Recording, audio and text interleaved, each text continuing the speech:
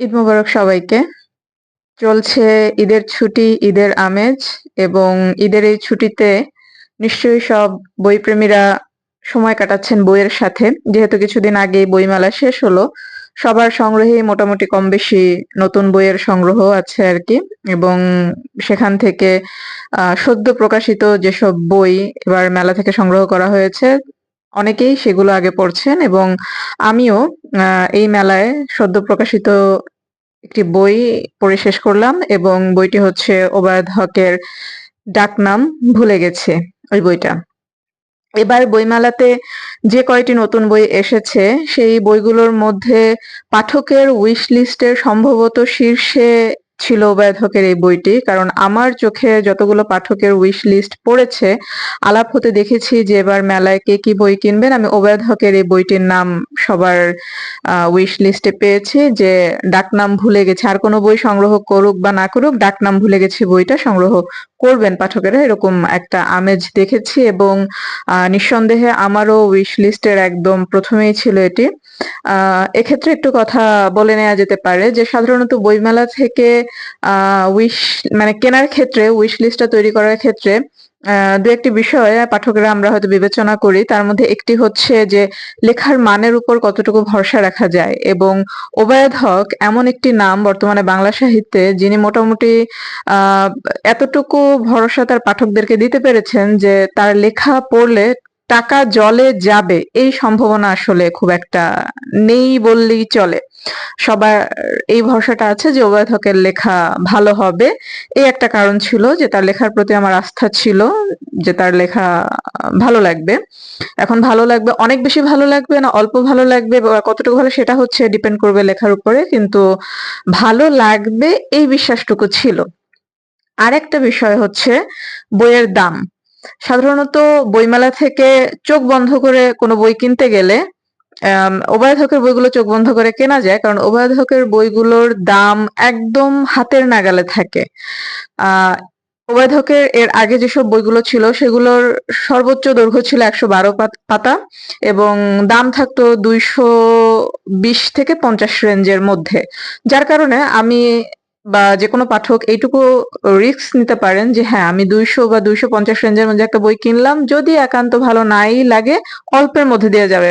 ৫০০-৬০০ বা এরকম দামি বই কিনে যদি ভালো না লাগে সেই রিস্কটা অন্তত ওবায়দ হককে নিয়ে থাকে না। প্রথমত তার লেখা ভালো হয় এই বিশ্বাসটা এবং দ্বিতীয়ত হচ্ছে ওনার বইয়ের দাম থাকে সুলভ মূল্যে। তবে এবার ওবায়দ হক তার নিজের রেকর্ড ভেঙেছেন। রেকর্ডটা ভেঙেছেন কিভাবে? এই বইটা ডাকনাম ভুলে গেছি প্রথম তার কোনো বই যার পৃষ্ঠা সংখ্যা ১১২ পাতার বেশি গেছে। এই বইটা মোট হচ্ছে ২৭২ পাতার এবং দামটাও ২৫০ রেঞ্জের উপরে গেছে। এটার মুদ্রিত মূল্য ৫০০ টাকা। সেই হিসেবে 25% ছাড়ে মেলা থেকে যত টাকায় কেনা যায় আরকি। তো এই যে বড় কলেবরে ওবায়দ হক একটি উপন্যাস লিখলেন, দাম আগের চেয়ে বেশি হলো, তারপরেও কিন্তু ওবায়দ হককে নিয়ে রিস্ক নিতে দ্বিধা জাগেনি যে না, তার লেখা কিনবো, তার লেখা পড়বো। এবং পড়ার পর আমি আসলে মানে একটা ভালো বই পড়লে এত কথা মাথার মধ্যে ভিড় করে যে কোনটা রেখে কোনটা আগে বলবো এরকম একটা ইস্যু হয়ে যায়। তো আমি যদি এক বাক্যে বলি, আমার এই বইটা ভীষণ ভালো লেগেছে। খুব সুন্দর। আর যদি বিস্তারিত বলতে হয় তাহলে অনেক কিছুই বলতে হবে। তো ওবায়দ হকের নীলপাহাড় এবং জলেশ্বরী যারা পড়েছেন তারা হয়তো একমত হবেন যে ওনার লেখার মধ্যে একটা ক্লাসিক বা আমরা চিরায়ত সাহিত্য যেটাকে বলি সেরকম একটা ভাব থাকে। কোনো বাড়তি কথা থাকে না, কোনো আরোপিত আবেগ থাকে না, কোনো কিছু না। মানে উনি যেন একজন নিঃসঙ্গ সন্ন্যাসী নিস্তরঙ্গ ভাবে ওনার গল্প বলে যাচ্ছেন, এরকম একটা ব্যাপার থাকে ওনার বইগুলোতে, লেখাগুলোতে। তো নীলপাহাড় এবং জলেশ্বরীতে আমি যে অভয় হককে পেয়েছিলাম, আমি ঠিক সেই অভয় হককে আবিষ্কার করলাম ডাকনাম ভুলে গেছি এই বইটাতে। মাঝখানে তার কিছু লেখা হয়তো নীলপাহাড় জলেশ্বরীর লেভেল পর্যন্ত পৌঁছায়নি, কিন্তু সেই লেখাগুলো আমার পছন্দের। এই বইটা ডাকনাম ভুলে গেছি বইটা পড়ার পরে আমার ঠিক সেই জলেশ্বরীর যে কেন্দ্রীয় নারী চরিত্র তার কথা মনে হচ্ছিল, নীল পাহাড়ের ক্রাসিমার কথা মনে হচ্ছিল। সবটুকু মিলে আমার আসলে সেই যে ক্লাসিক ওবায়দ হক, আমি সেই ওবায়দ হককে খুঁজে পেয়েছি এই ডাকনাম ভুলে গেছি বইটাতে। গল্পটা অত্যন্ত সুন্দর, কোনো প্রকার গোঁজামিল বা কোনো কিছু তো নেই। আর এখানে দুই ধরনের আবহ আছে, একটা গ্রামের একটা শহরের। এখানে গ্রাম এবং শহরকে একে অপরের বিপরীতে দাঁড় করানো হচ্ছে না, বরং গ্রামের যেসব মানে কি বলে, গ্রামের ক্ষত বলেন, নোংরা দিক বলেন, শহরের নোংরা দিক বলেন, সেগুলো যেমন উঠে এসেছে, আবার দুই জায়গার গ্রাম এবং শহরের কিছু আলাদা মায়া আছে সেগুলো উবায়ধক লিখেছেন। অর্থাৎ গ্রাম এবং শহরকে পরস্পরের বিপরীতমুখী দাঁড় না করিয়ে সমান্তরালে রেখে তিনি দুইটা জায়গারই সৌন্দর্য অসৌন্দর্য তার নিজস্ব ঢঙে তিনি বর্ণনা করেছেন। তো গল্পটা শুরু করার পরে আমি এমন ভাবে গল্পটার মধ্যে মানে মজে গেলাম, সাংসারিক কাজকর্ম জন্য আমার যতটুকু সময় আরকি বইটাকে হাত থেকে নামাতে হয়েছে, আমার মন বইয়ের পাতার মধ্যেই পড়েছিল। মানে এত আমার হচ্ছে অস্থির লাগছিল যে আমি আবার কখন বইটা পড়বো, আবার কখন বইটা হাতে নেব।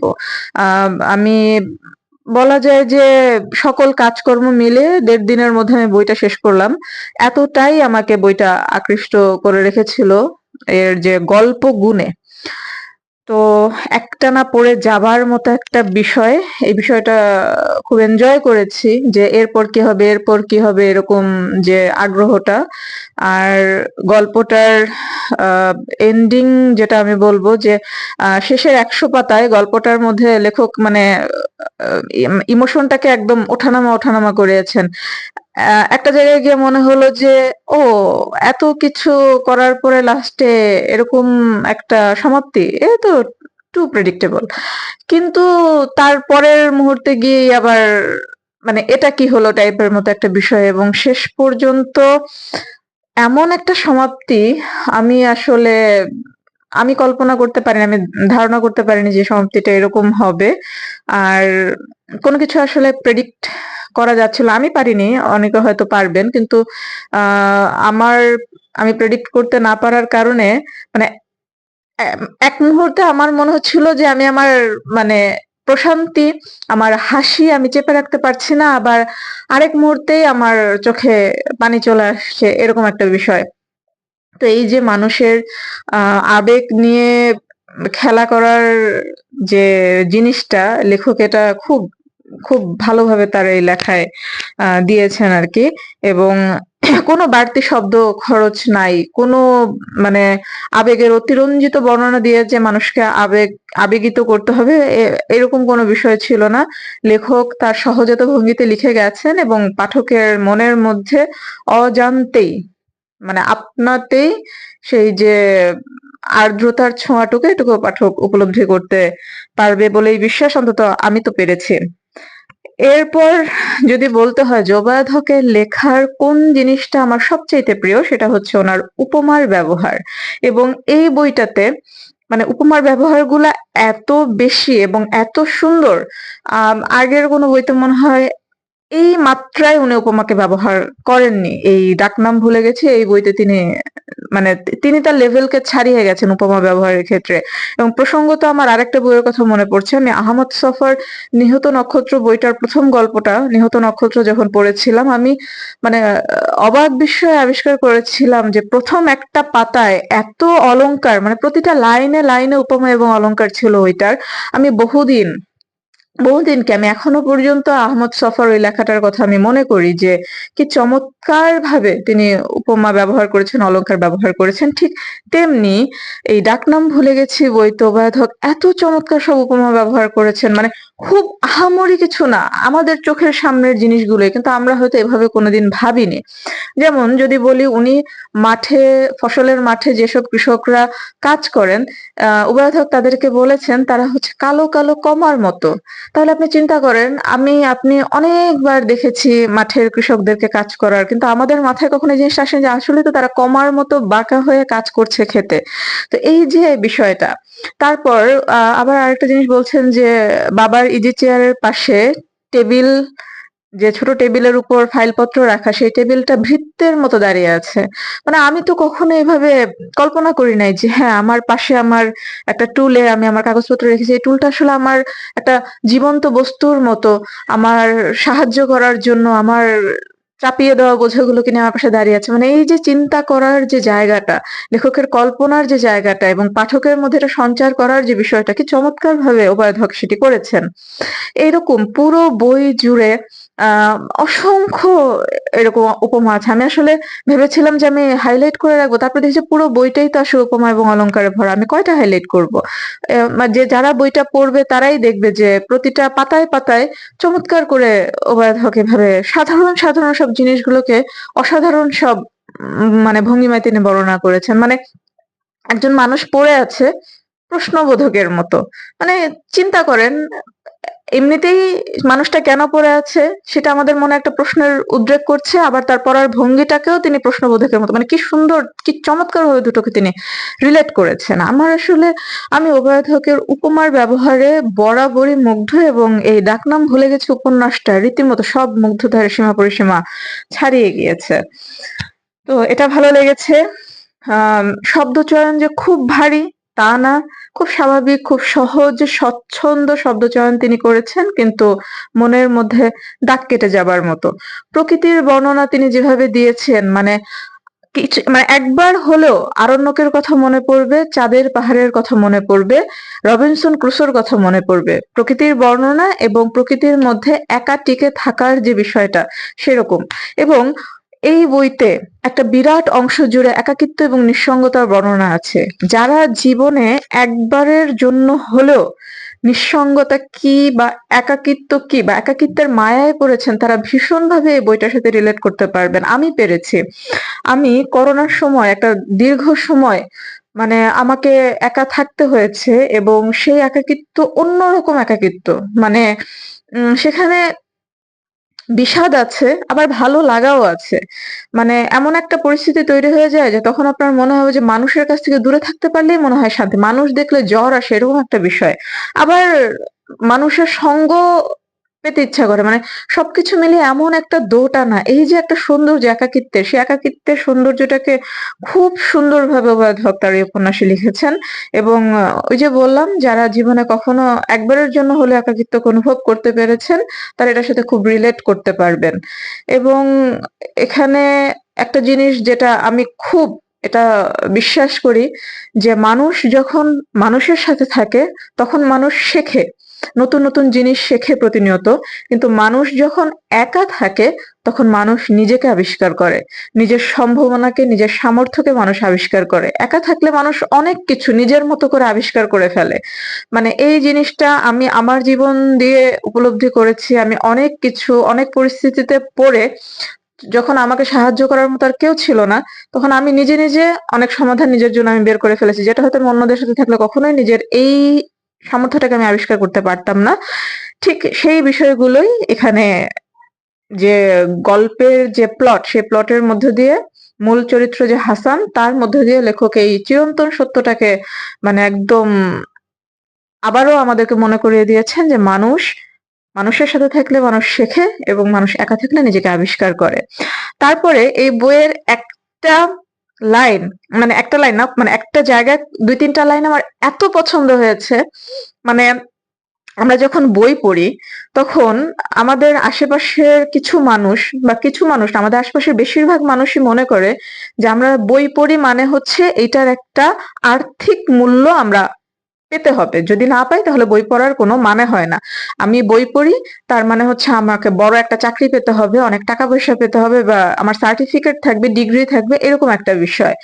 আমি নিজে আমার কর্মক্ষেত্রে এই জিনিসটা ফেস করি। আমাকে বই পড়তে দেখলে আমার অফিসের অনেকেই বলে, ইস এত বই পড়ো, তুমি তো আরো বড় চাকরি করতে পারতে। কিন্তু আমি তাদেরকে এটা বোঝাতে পারি না যে আমি বড় চাকরি করার জন্য বই পড়ি না। ঠিক সেই রকম ২-৩টা লাইন এখানে আছে যে কেন্দ্রীয় চরিত্র যে হাসান, তাকে মানুষ হচ্ছে বিদ্রূপ করছে যে আহারে কত কত কিছু জানে, মানে হাসান অনেক বই পড়ে কত কিছু জানে কিন্তু কোনো সার্টিফিকেট নাই। হাসানও তাদেরকে দেখলে মনে মনে করুণা অনুভব করে যে কত সার্টিফিকেট আছে কিন্তু কিছু জানে না, এরকম একটা বিষয়। তো আমার ক্ষেত্রে এটা হয় যে আমাকে যখন কেউ বলে যে আরে কত বই পড়ে কিন্তু বড় কোনো চাকরি করে না, বা আরো বড় চাকরি করতে পারতো, তখন আমার এটা বলতে ইচ্ছা করে যে আরে কত বড় চাকরি করে, কত টাকা বেতন পায়, কিন্তু বই পড়ে না, হাউ সোললেস। এরকম একটা বিষয় আর কি। তো এই জায়গাটা আমার খুব ভালো লেগেছে। এই জায়গাটা না, আমার এ টু জেড সব জায়গা শেষের ১০০ পাতায় আমি আসলে প্রেডিক্ট করেও করতে পারছিলাম না যে কি হতে যাচ্ছে, কি হতে যাচ্ছে, কি হতে যাচ্ছে। এবং শেষটা, ওই যে বললাম যে আমার চোখে একদম পানি চলে আসছে, এত মানে সুন্দর একটা ফিনিশিং উভয়োধক দিয়েছেন। তো আমি বলবো বইমেলার নতুন বই, মানে এই বইমেলার সংগ্রহ থেকে আমি প্রথম বইটা যেটা পড়লাম, আমি সার্থক যে আমি এই বইটা এই মেলা থেকে সংগ্রহ করেছি। এবং আমি সেই ক্লাসিক উভয়োধককে আবার ফিরে পেয়েছি। আমি নীলপাহাড়, জলেশ্বরী এবং তারপরে আমি এই ডাকনাম ভুলে গেছি উপন্যাসটাকে রাখবো। উভয়োধকের প্রথম দীর্ঘ উপন্যাস উভয়োধক, যেটা যদিও আমি অন্য সমসাময়িক অন্য অনেক লেখকের তুলনায় এটাকে আসলে ছোট উপন্যাসই বলা যায়। ২৭২ পাতা এমন কোনো বড় না। ৪০০, ৫০০, ৬০০ পৃষ্ঠাও মানুষ লেখকরা লিখছেন আজকাল। সেই তুলনায় উভয়োধকের লেখা ক্ষুদ্রই, কিন্তু তার তুলনা, তার নিজের সাথে নিজের তুলনা করলে ১১২ পাতা থেকে তিনি ২৭২ পাতায় উন্নীত হয়েছেন এবং বেশ চমৎকার ভাবে উন্নীত হয়েছেন। আমার এই উপন্যাসটা ভীষণ ভালো লেগেছে। আমি সবাইকে পড়তে সাজেস্ট করব যে আপনারা নিঃসন্দেহে পড়তে পারেন। এবং যারা উভয়োধকের লেখা পছন্দ করেন তাদের জন্য তো অবশ্যই, আমার আমার মনে হয় উভয়োধকের লেখা যারা পছন্দ করে তাদের কারোই এই বইটা সংগ্রহ করার আর বাকি নেই। সবাই সংগ্রহ করেও ফেলেছেন, পড়েও ফেলেছেন। যদি কেউ বাকি থাকেন তাদেরকে বলবো যে ওবায়দ লেখা পছন্দ হলে এই বইটা অবশ্য পাঠ্য। এবং ওবায়দ যদি আপনারা একদম বিগ ফ্যান নাও হন, তবু বলবো এই বইটা আপনারা পড়বেন। ডাকনাম ভুলে গেছি, খুবই খুবই খুবই সুন্দর, মানে মন ছুঁয়ে যাওয়ার মতো একটা গল্প, একটা উপন্যাস। আপনারা এটা পড়বেন। ধন্যবাদ সবাইকে। ঈদ মোবারক আবারও।